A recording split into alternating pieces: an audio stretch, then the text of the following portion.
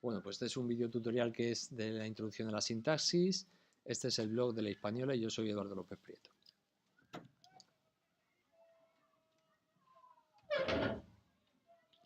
Bueno, cuando nosotros hablamos un poco de la sintaxis, o cuando estamos estudiando sintaxis, en muchas ocasiones, tanto alumnos como profesores, lo que ocurre es que analizamos las oraciones sin pensar que en realidad las oraciones son una muestra de la vida.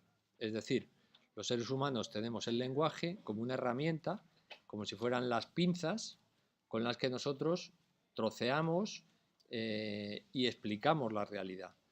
Como pueden ver en el texto que también trataremos mañana de selectividad, que trata justamente de eso, nosotros a través de las palabras, a través de las clasificaciones y a través de las oraciones, de lo que hablamos en realidad es de la realidad. Luego, entonces, cuando estudiamos sintaxis, no debemos perder eso nunca de vista. Y hay muchas personas que el error que cometen en la sintaxis, y por eso se les da mal, es que no parten de una base correcta. Y la base correcta es que la sintaxis es el estudio en realidad de la vida. ¿Vale? Eso es una idea muy importante.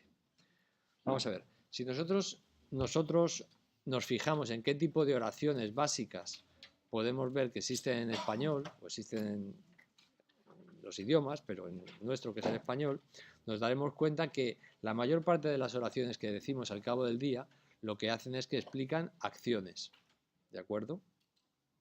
Son oraciones que se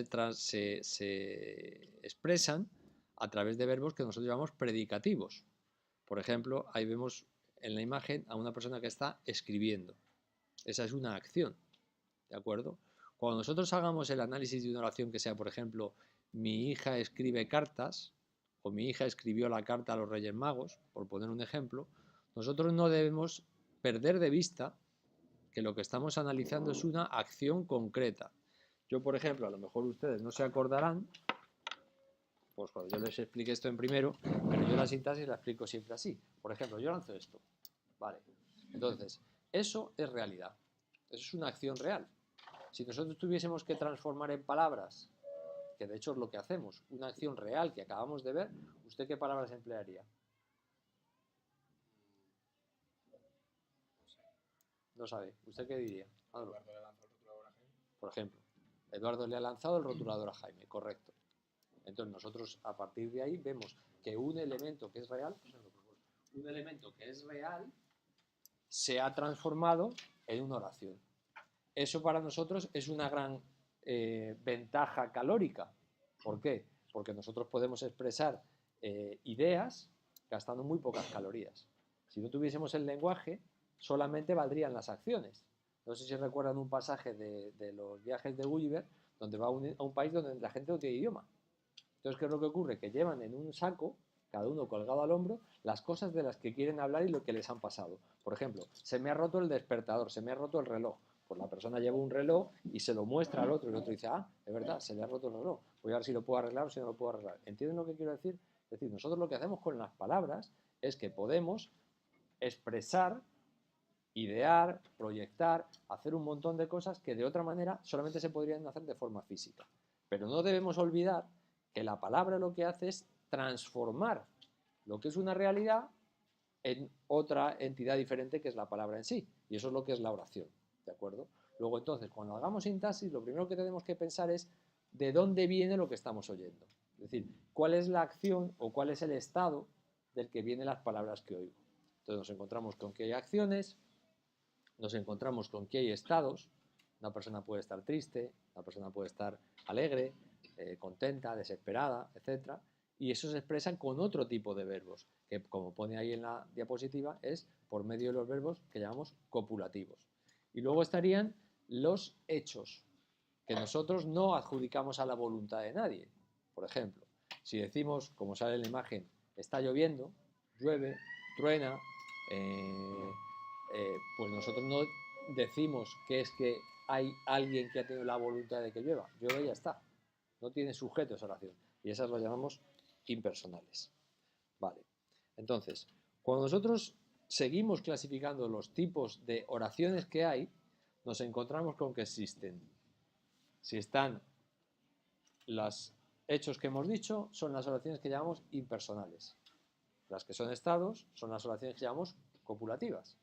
Y las oraciones que son predicativas nos encontramos con que hay una clasificación un poco más compleja. ¿Por qué? Porque esas acciones que son, pues eso, acciones, por ejemplo, lanzar, escribir, asesinar, comer, beber, pintar, amar, todas esas acciones que desarrollamos los seres humanos y otros seres vivos, todas esas acciones se pueden también dividir. Y nosotros decimos que algunas son intransitivas y otras son transitivas. Vale. ¿Cuáles son las acciones transitivas? Son aquellas en las que la acción recae sobre un objeto. Es decir, para que haya acción tiene que haber un objeto sobre el que recaiga la acción. Si yo, por ejemplo, hago así, esto que estoy haciendo así con la mano vacía, que ustedes dirán, este hombre lo que está haciendo es el idiota, ¿no? Pues entonces, ¿qué es lo que ocurre? Que no estoy haciendo nada, porque estoy haciendo el gesto como si estuviese lanzando, pero no estoy lanzando nada. Es decir, tiene que haber un objeto que yo lance efectivamente para que se produzca el lanzamiento. Si yo, por ejemplo, dijera si es posible, es decir, qué es lo que es necesario para que se produzca la acción denominada asesinar, ¿qué es lo que es necesario para que se produzca la acción asesinar? ¿Cuál es la respuesta? Que alguien muera. Es decir, si no hay otra persona, nosotros diríamos que Robinson Crusoe, cuando está en su isla él solo, no puede asesinar, porque no hay nadie. ¿Se dan cuenta? Esa es una acción transitiva. Es decir, el verbo tiene que realizar un tránsito hacia un objeto. Para que una persona pinte, tiene que haber una superficie susceptible de ser pintada. Puede ser una pizarra, puede ser una pared, puede ser un folio, pero tiene que haber una superficie. Si no hay esa superficie, no se puede pintar. ¿Entienden? Para pensar es preciso que haya una idea. Si nosotros no tenemos una idea, no podemos pensar, porque se piensan ideas. ¿De acuerdo? Entonces, si se toman cada una de estas oraciones que llamamos transitivas, son acciones que recaen sobre un objeto que es externo a la propia acción. ¿Se dan cuenta? Ahora, las oraciones que son intransitivas, lo que quiere decir es que esa acción no recae más allá, o sea, no tiene un objeto directo. ¿Se acuerdan de lo que era el objeto o complemento directo? ¿Cuál es el objeto complemento directo? Justamente el objeto que yo tenía en mi mano. En el caso de asesinar, la víctima. Si no existe víctima, no hay asesinato. ¿De acuerdo? Pero, sin embargo, hay acciones que no exigen salir fuera del propio verbo. Por ejemplo, si nosotros decimos que una persona se ha constipado, no hay otro objeto externo a la acción. ¿Se dan cuenta? Diríamos que es una acción que es intransitiva. Si nosotros, por ejemplo, decimos que fulanito se ha suicidado, no necesitamos que haya otro objeto, ya está en la propia. ¿Se dan cuenta de la diferencia? A estas las llamamos, decimos que son oraciones intransitivas. Vale. Y las que son transitivas, tienen la posibilidad de ser pasivizadas. Se pueden expresar desde dos puntos de vista. Se puede decir, Eduardo lanzó el rotulador, o el rotulador fue lanzado por Eduardo. Se puede decir, los romanos crucificaron a Cristo, o se puede decir, Cristo fue crucificado por los romanos. ¿De acuerdo? Entonces, de aquí, si se dan cuenta, de aquí salen 5 tipos de verbos. En realidad hay más tipos de verbos, pero para nosotros, para lo que es la base del análisis sintáctico, existen 5 tipos de verbos, que son los verbos copulativos, los verbos intransitivos, los verbos transitivos, los verbos impersonales y los verbos pasivos. Si nosotros somos capaces, cuando se hace el análisis sintáctico, somos capaces de clasificar adecuadamente el verbo que tenemos delante, el 70% del análisis ya va a ser correcto, seguro. Y si nosotros hacemos esto mal, el análisis está mal hecho, seguro. Ya no el 70%, el 100% está mal hecho. ¿De acuerdo? De hecho, cuando yo les evalúe, si cometen un error en lo que es la clasificación del verbo, yo les voy a restar por el primer error la mitad. Pero como ese error conduce a 1 segundo, como ahora veremos, van a quedarse sin nada. Es decir, ¿qué es lo primero que hay que hacer? Clasificar de manera adecuada el verbo. Quien haga esto bien, y ahora vamos a ver cuáles son los mecanismos que tienen que saber de otros años, pero yo les voy a recordar los mecanismos de clasificación del verbo para que no puedan equivocarse nunca en este sentido, ¿vale? Bueno, vamos a pasar a otro elemento. Dice aquí, bueno, la misma idea que hemos estado diciendo, que la sintaxis es la vida hecha oraciones y que comprender la sintaxis es comprender bien la vida. Eso es correcto. Fíjense, por ejemplo, esta oración que tenemos aquí de ejemplo. Dice, los terroristas asesinan debido a sus convicciones. ¿De acuerdo? Sale pues un atentado ahí y dice, los terroristas asesinan debido a sus convicciones. Nosotros aquí tenemos una serie de elementos dentro de la oración. Si se dan cuenta, dice, los terroristas, ¿quiénes son? Son el sujeto, ¿verdad? El verbo sería asesinar. Y luego dice, debido a sus convicciones. ¿Qué quiere decir eso? Es la causa. Es decir, nosotros cuando analizamos la realidad, nosotros nos damos cuenta de que hay cosas en la vida que tienen una causa, generalmente todas. La vida muchas veces es una sucesión de causa y efecto. Entonces, la causa es que tienen esas convicciones y el resultado es que se producen asesinatos. ¿De acuerdo? Si nosotros no comprendemos no ya la sintaxis, si no comprendemos que esa es la causa, es que en realidad no estamos comprendiendo nada de la realidad. Es decir, nosotros ponemos tal grupo terrorista asesina debido a tal cosa. Si no entendemos que esa es la causa, es que no estamos entendiendo la vida. ¿Entienden lo que quiero decir? Es decir, que nosotros lo que hacemos cuando hacemos sintaxis es traducir la vida real a una serie de categorías lógicas que nosotros llamamos complemento circunstancial, complemento directo, sujeto, ¿entienden? Pero en realidad es la vida. Los terroristas son es el sujeto, el asesinato es la acción y debido a sus convicciones es la causa por la que eso se hace. Cuando nosotros hay un juicio verdadero, es decir, un juicio real, donde hay un juez, un abogado, un fiscal, lo que se hace es eso. Se cogen una serie de elementos y se dice, ¿cuál ha sido la acción? Robar, asesinar, hurtar, la que sea, X. ¿Quién ha sido el sujeto? Que va a ser el reo, que puede ir a la cárcel por realizar esa acción. Y va a haber unas circunstancias, algunas van a ser agravantes, otras van a ser atenuantes, ¿se dan cuenta? En realidad eso se podría convertir en un análisis sintáctico si alguien hiciera el juicio, convirtiera ese juicio en una oración. Pero en la práctica real, los elementos que forman parte del análisis sintáctico son los mismos elementos que el juez va a tener en consideración para dictar una sentencia. Y es si se ha producido realmente esa acción, si ese ha sido verdaderamente el sujeto de la acción y si las circunstancias en que esa acción se han producido han sido agravantes, atenuantes. ¿Entienden lo que quiero decir? Es decir, que en realidad yo creo que la mejor manera de enfocar, hay mucha gente que dice, esto de la sintaxis es un rollo, la mejor manera de enfocar la sintaxis es, cogemos una oración, pensemos que esa oración es algo que ha ocurrido realmente, o sea, pensémoslo como vida, ¿vale? Vamos a ver otro ejemplo. Dice María se suicidó por el acoso escolar, un tema que está muy, muy de actualidad, ¿verdad? Entonces, aquí nos encontramos otra vez con otra causa, ¿no? Aquí dice por el acoso escolar.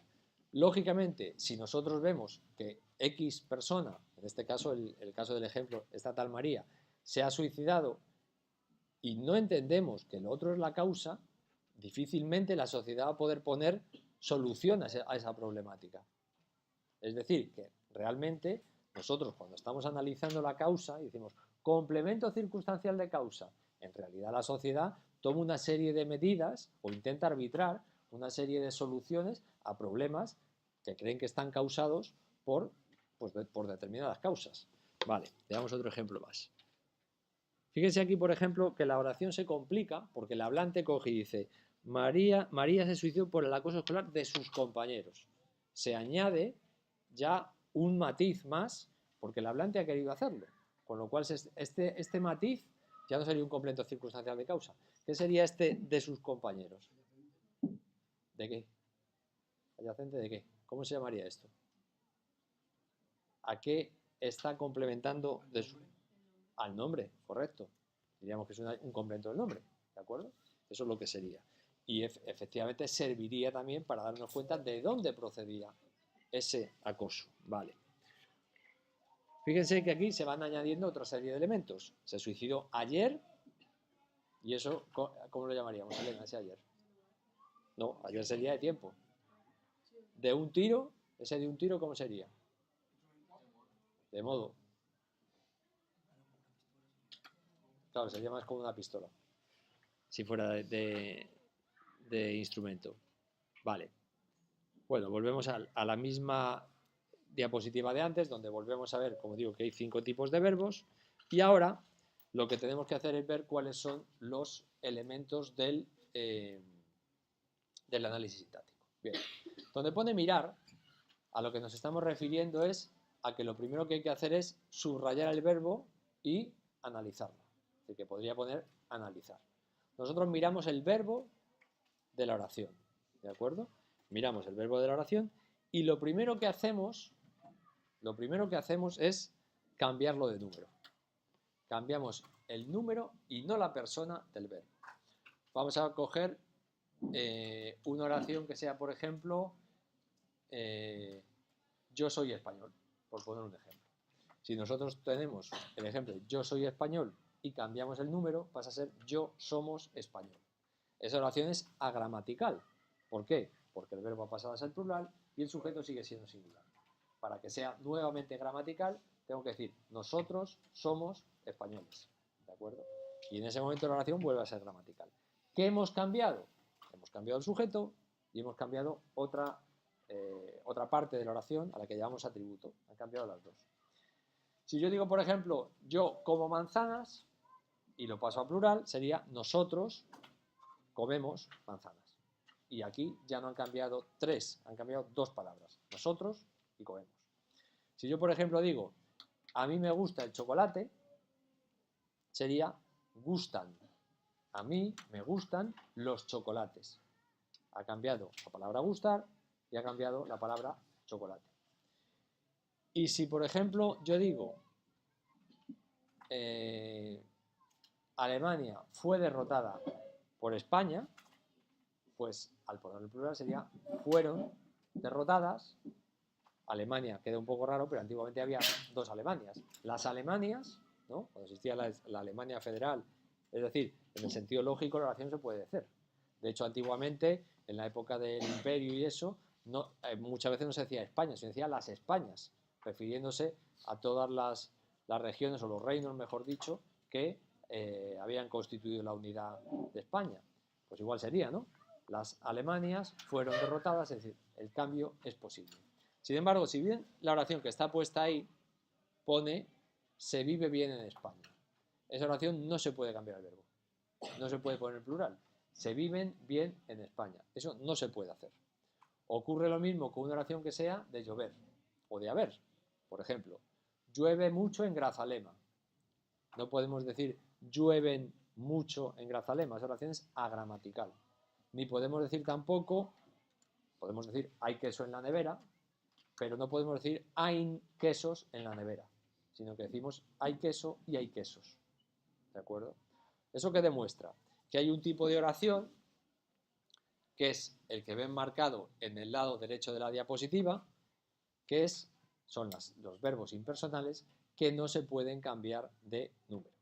Luego entonces, primera operación que nosotros hacemos, hemos dicho que había 5 tipos de verbos que ellos tienen marcados, es decir, el verbo pasivo, el verbo intransitivo, el verbo predicativo, el verbo copulativo y el verbo impersonal, y solamente hay uno que no se puede cambiar de número, el impersonal.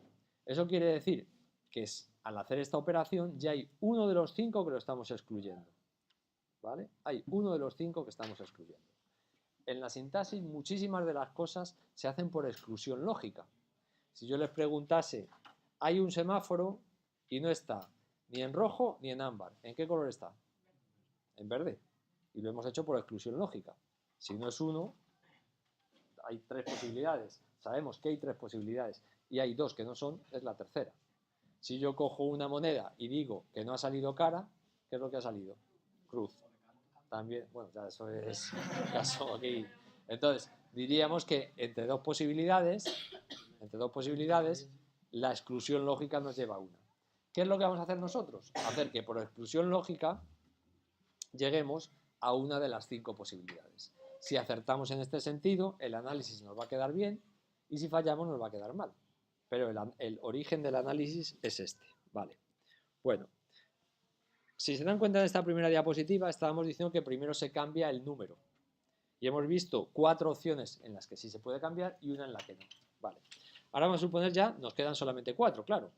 Ahora le hacemos una siguiente pregunta. Hemos visto que sí se podía cambiar. Son las 4 opciones en las que sí se puede cambiar. Y decimos, la siguiente operación es la pasivización, que supongo que recordarán de otras ocasiones, ¿vale? Entonces, la pasivización consiste en transformar una oración que está en activa, la transformamos en pasiva. Es decir, se tiene que dar la circunstancia de que la oración sea transitiva y esté en activa. Por ejemplo, Eduardo lanzó el rotulador.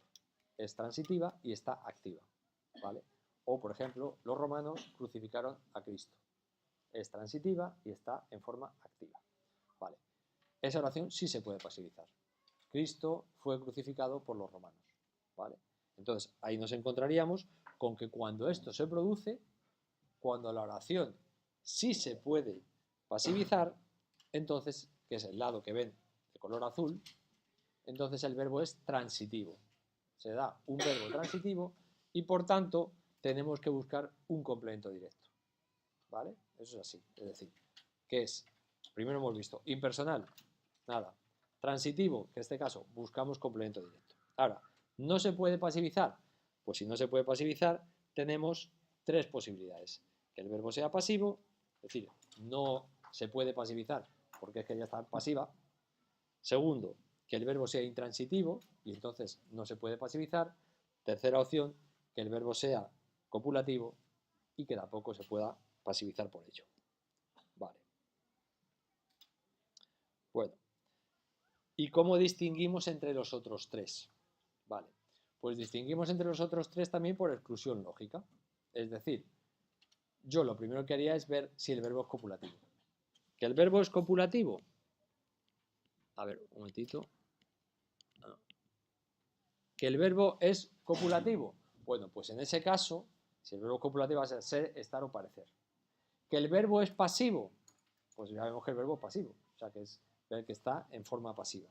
Y nos quedaría que el verbo sea intransitivo, ¿de acuerdo? Que es la última opción. Es decir, que siguiendo el razonamiento lógico que hemos hecho es, primero vemos si es impersonal. ¿Cómo? Buscando el sujeto. ¿Que no tiene sujeto? Pues entonces es impersonal. Si tiene sujeto, entonces pasivizamos. De esa manera excluimos que sea complemento directo. Y ahora nos quedan 3 posibilidades. 1, que sea activo, perdón, que sea pasivo. 2, que sea copulativo. 3, que sea intransitivo. ¿Qué es lo que hacemos entonces? Bueno, pues vemos si el verbo es copulativo, pues ya está, buscamos el atributo. ¿Que el verbo no es copulativo? Pues entonces puede ser o pasivo o intransitivo. Miramos si es pasivo. ¿Cómo? Pues viendo si el verbo es pasivo. ¿Que el verbo es pasivo? Solución.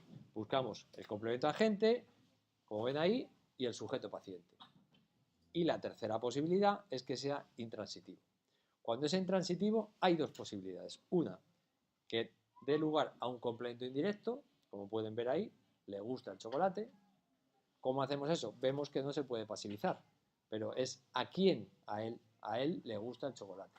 Luego entonces veríamos que es complemento indirecto. Y la otra opción sería que fuera complemento de régimen, que aquí no sale, pero yo se lo digo. Complemento de régimen sería el caso en el que hay un complemento que funciona de manera muy parecida a un complemento directo, pero por medio de una preposición. Vamos a explicar esto un poco de una manera más extensa. Vamos a ver. Nosotros, por ejemplo, cogemos un verbo como, por ejemplo, comer. Yo comí roscón el día 6, ¿de acuerdo? Entonces, si se dan cuenta, ¿sobre quién recayó la acción mía de comer? Sobre el roscón. Si no hay roscón y si no hay nada comestible, pues yo no puedo comer, lógicamente. Bien.